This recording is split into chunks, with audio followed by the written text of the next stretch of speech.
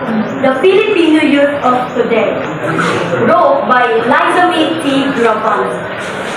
I am now facing a new world, a world being modernized, reconstructed, and changed.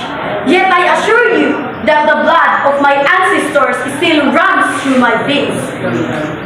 On the long run, I agree that this generation is somehow proud of being Pinoy.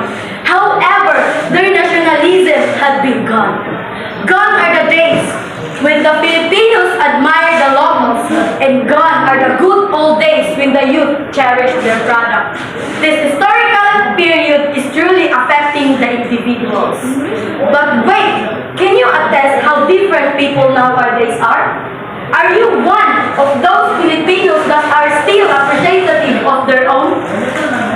Years ago, when I always sit near the windows and watch my neighborhood, I could see kids playing Filipino games such as Tumbang Preso, Luksong Tinik, Patentero, Chinese Garter, and so much more with smiles plastered on their faces. Even though how envious I was of the thing called fun they had, at least they had lived the Filipino ways. This historical period is truly affecting the individuals. Nowadays, what do kids do? From cell phones to laptops and Xbox to iPads and Androids to iOS, the system of technology is slowly eating their senses that made them sit all day facing the computers and an electronic system where Twitter, Facebook, Instagram, and other social media apps are a must. Our culture is the one to be blamed for.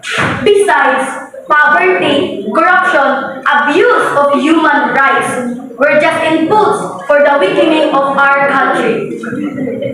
Did you see how technology is changing the young adults? It has made them more greedy, lazy, and ignorant. Things became out of control.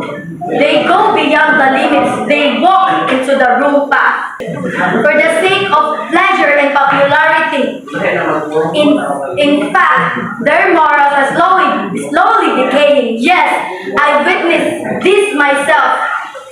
But ladies and gentlemen, thank God for not leading me.